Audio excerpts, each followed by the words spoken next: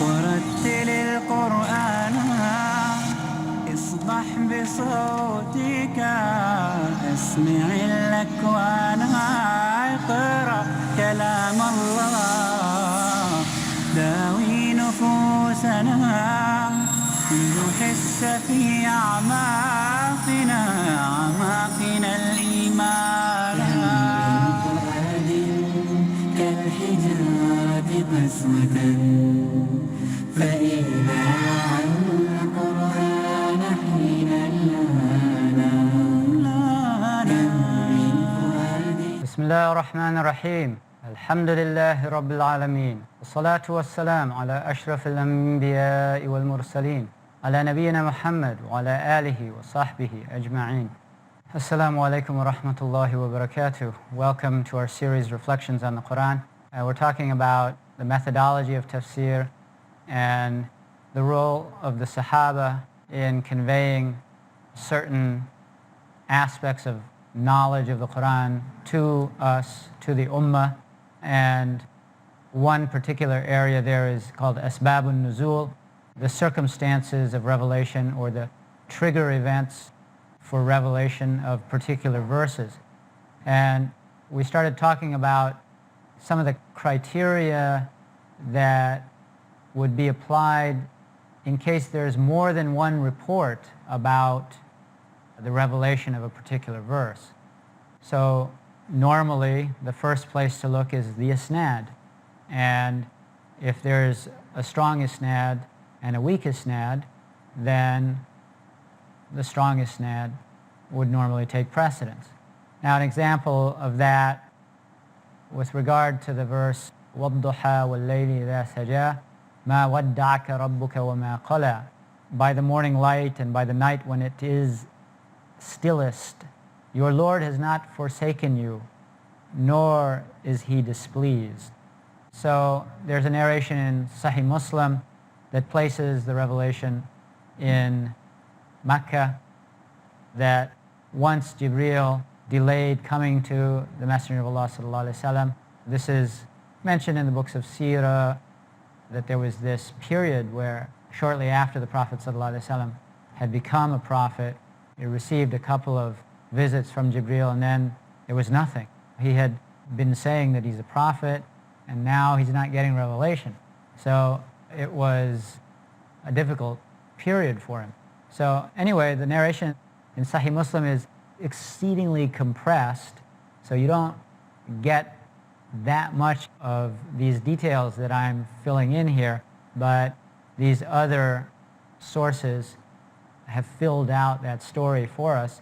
There was this delay where Jibreel wasn't coming to the Prophet ﷺ, and the mushriks began to say, Muhammad has been forsaken. And at that point, just as things were starting to get really psychologically tough for the Prophet ﷺ, that Allah revealed those verses that we mentioned. That was collected by Imam Muslim. There's another narration that was collected by At-Tabarani, who's a much later hadith scholar, and his work is many notches down from Sahih Muslim in reliability. And so he has a narration. There's this woman who served the Prophet ﷺ, and she narrated that he complained that Jibreel had not come for some days. She cleaned the house and found the corpse of a puppy under the bed, and then that became the trigger for the revelation to stop. So that linkage between that event and the revelation is only based on this narration, and it contains unknown narrators. So it would not be given any consideration. Sometimes it's the clarity of wording that causes precedence to be given to one authentic narration over another authentic narration.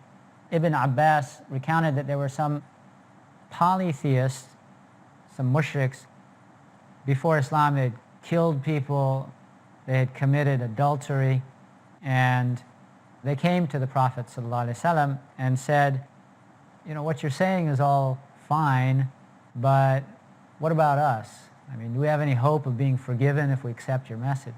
So the following verse was revealed from Surah Al-Furqan, وَالَّذِينَ لَا يَدْعُونَ مَعَ اللَّهِ إِلَهًا آخَرَ وَلَا يَقْتُلُونَ النَّفْسَ الَّتِي حَرَّمَ اللَّهُ إِلَّا بِالْحَقِّ وَلَا يَزْنُونَ وَمَنْ يَفْعَلْ ذَلِكَ يَلْقَى أَثَامًا.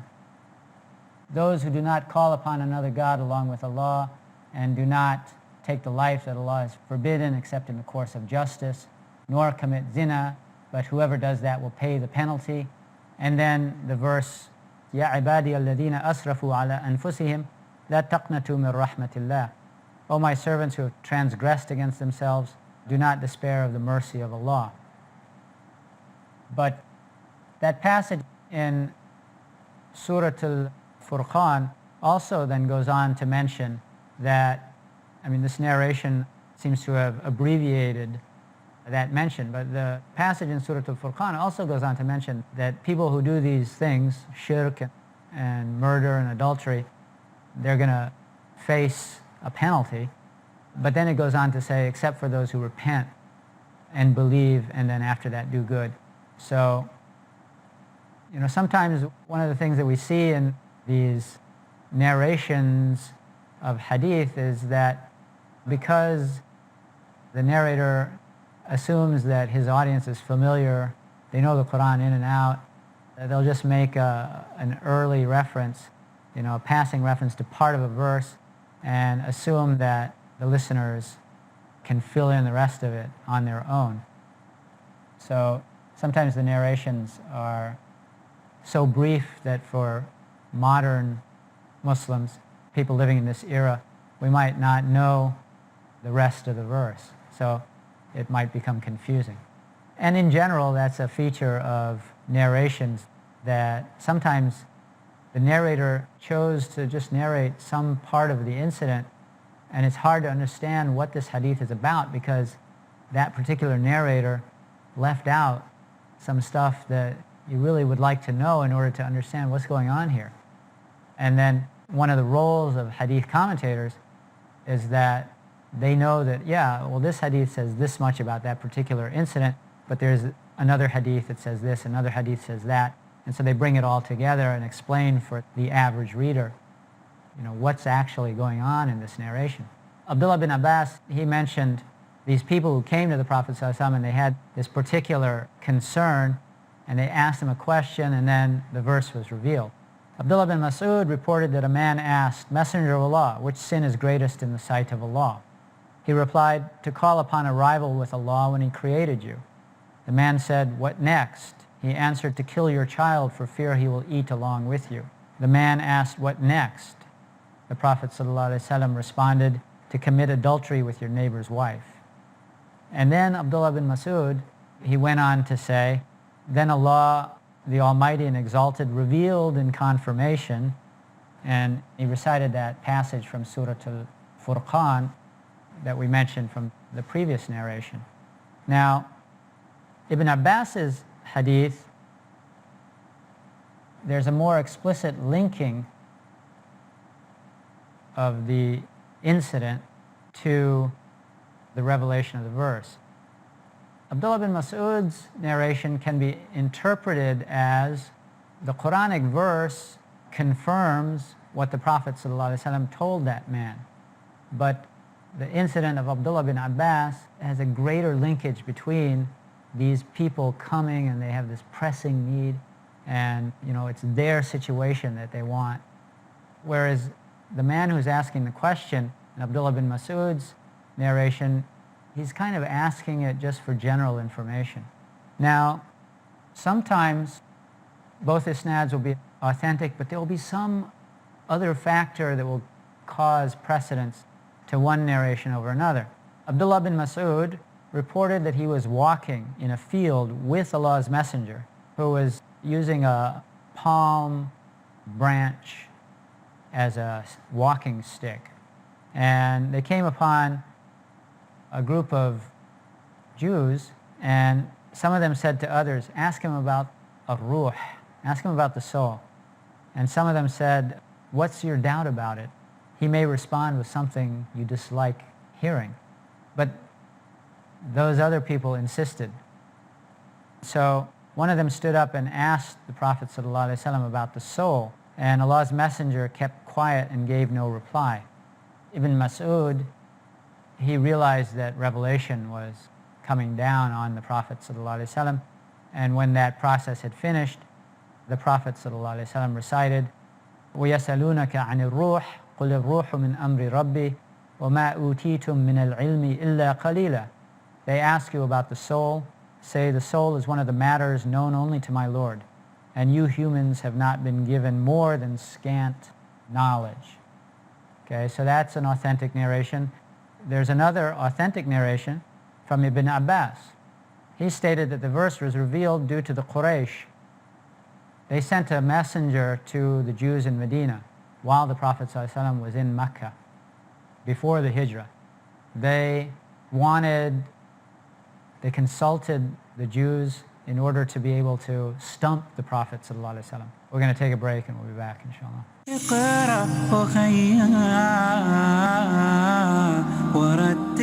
Assalamu alaikum wa rahmatullah. Welcome back. So we're talking about factors that would give precedence to one narration over another when it comes to multiple narrations that provide different events as the trigger for the revelation of a particular verse. So we had this narration in which Abdullah bin Mas'ud is accompanying the Prophet ﷺ in Medina. Some Jews ask him this question, and the verse from Surah Al-Isra is revealed, saying, they ask you about the soul. Say, the soul is of the affair of my Lord, and human beings have only been given scanty knowledge. So that was Ibn Mas'ud's narration, but then you have Ibn Abbas's narration, and both of them have authentic isnads. Ibn Abbas says that the verse was revealed while the Prophet ﷺ was still in Mecca, and that the Quraysh, they sent a messenger to the Jews in Medina looking for some kind of knowledge by which they could stump the Prophet ﷺ, because he claimed to be from that same religious tradition as the Jews. So the Jews sent back this question: ask him to tell you, what is the soul? Tell us about the soul. Now, both of them are authentic, but Abdullah bin Mas'ud, in his narration, he's saying, I was with the Prophet ﷺ when it happened. And we know that Ibn Abbas, he gathered his knowledge about tafsir mostly from other Sahaba, because he was very young when the Prophet ﷺ died. So he wasn't present for this incident that he is talking about. Therefore, since Ibn Mas'ud is presenting eyewitness testimony, then his narration would take precedence. Now there's another example that I'd like to talk about where you have some weak narrations about the Sabab al-Nuzul, and you have an authentic narration, and when you look at the context of the larger passage, it's really difficult to reconcile that authentic explanation of the Sabab al-Nuzul with the larger passage. Now, I'll just relate it to you in the English. In Surah An-Nisa, verse 88, the translation goes, believers, why are you two parties regarding the hypocrites when Allah himself has rejected them because of what they've done? You want to guide those whom Allah has left astray? If Allah leaves anyone to stray, you, addressing the Prophet, you will never find the way for him. Now this is part of a larger passage which continues from this point. However, you have a number of narrations that were collected by Ibn al-Jawzi. He has 6 or 7 different reports about what was the trigger for the revelation of this particular verse. The most authentic from an isnad point of view, related by Zayd ibn Thabit, that the Prophet ﷺ, he set out for Uhud, and then some of those who set out with him returned to their homes before the battle.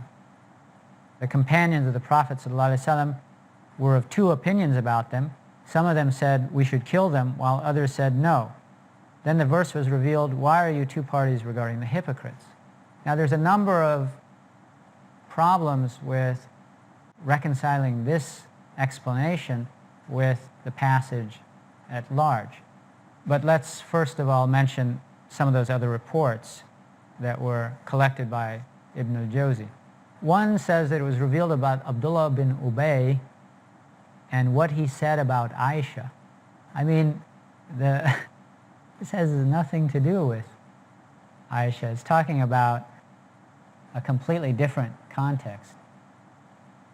One report says that there were some people who had accepted Islam in Mecca, but they didn't make hijrah with the Muslims. When the Prophet ﷺ made hijrah, they stayed behind. And they were taking a wait and see attitude to how this whole thing was going to play out. And some of those people, they set out from Mecca on business. And word reached the Muslims that these people were outside of the city, and some of them wanted to attack those people because they'd actually given some material aid to the enemy at, I guess, the Battle of Badr. And others said, how can you attack people who say they're Muslims? And then there's a report that seems to be about Bedouin Arabs who accepted Islam. They came to Medina, and then they left the city because they were sick. And then there's a variant of that where there are people who actually made hijrah. They came from Mecca, and then they reverted to their ancestral religion and went back to Mecca. So you have all of these narrations, but let's look at what the Quranic passage goes on to say. It says, they would dearly like you to reject faith as they themselves have done, so that you are like them. So do not take them as allies till they emigrate. Now the translator here, Abdul Halim, he has added to Medina. Okay, that's not there in the text, but that would be the parent meaning of emigrate. Do not take them as allies till they emigrate for Allah's cause. If they turn on you, then seize and kill them wherever you encounter them. Take none of them as an ally or supporter. The passage goes on to say, the next verse says, but as for those who seek refuge with people with whom you have a treaty, or who come over to you because their hearts forbid them to fight against you or against their own people, Allah could have given them power over you and they would have fought you. So if they withdraw and do not fight you and offer you peace, then Allah gives you no way against them. You will find others who wish to be safe from you and from their own people. Whenever they're in a situation where they're tempted to fight you, they succumb to it. So if they neither withdraw nor offer you peace nor restrain themselves from fighting you, seize them and kill them wherever you encounter them. We give you clear authority against such people. Now, the narration that mentioned that this verse was revealed about the hypocrites who went out at the Battle of Uhud and then returned, what we see in this entire passage is that after the first passage, where it mentions hypocrites by name, it just uses pronouns. So, for instance, in verse 89, they would dearly like you to reject faith as they themselves have done. Nowhere in the succeeding passage are these people referred to using any term except a pronoun. So it has to refer back, that pronoun has to refer back to the hypocrites that are being mentioned in verse 88. Verse 89 says, do not take them as allies till they emigrate. Emigrate? Where is emigration supposed to be to? It's supposed to be to Medina, when Bedouin Arabs at that time, when they accepted Islam, the first request put before them was that they come to Medina in order to strengthen the Muslim community and in order to learn the religion. So if we're talking about people who already live in Medina, how does that verse apply to them? Well, that requires a bit of twisting of the meaning of emigration, hijrah, in order to make the narration fit the context of the passage. So one of the ways that that was done is to say, well, emigration here actually means to go out in the path of Allah, to fight in the path of Allah. Well, if that's what it meant, why not just use the word hatta yujahidu? It's used numerous times in other contexts. So why would that wording be ignored and passed over here in favor of this wording of hijrah? That's a rather strained explanation. It doesn't really make a lot of sense. And so because of that, there's inconsistencies there that make the narration in Sahih al-Bukhari difficult to reconcile with the passage.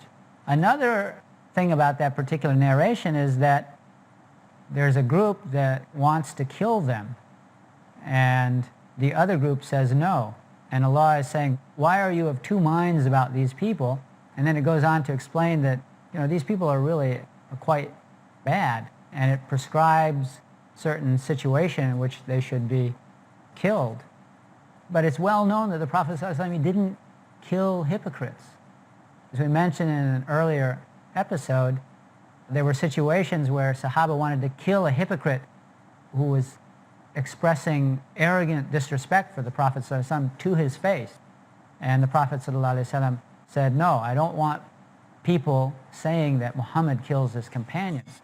So you have another problem with that narration from this angle. Now, in the remaining time, we don't really have time to finish this topic, but if you have a wording of a text that's general, and you have a sabab al-nuzul, which is always particular. Now, are we supposed to understand this general wording according to its generality, or must it be limited to the circumstances of revelation? The dominant view among scholars is that the normal procedure is that the general wording is effective. And one of the examples or evidence that they give for that, there was a question that people asked what they should spend. Now, this is one of the reasons that triggers revelation is a question. And the answer was, say, whatever you spend of good is to be for parents and relatives and orphans and the needy and the traveler. So the answer was much more general than the question. They just wanted to ask, what should we spend? And the answer was in terms of the persons who should receive that spending in the path of Allah. And we come to the end of this episode. Assalamu alaikum wa rahmatullahi wa barakatuh. Allahu a'lam. اقرأ أخيا ورتل القرآن اصبح بصوتك اسمع الأكوان اقرأ كلام الله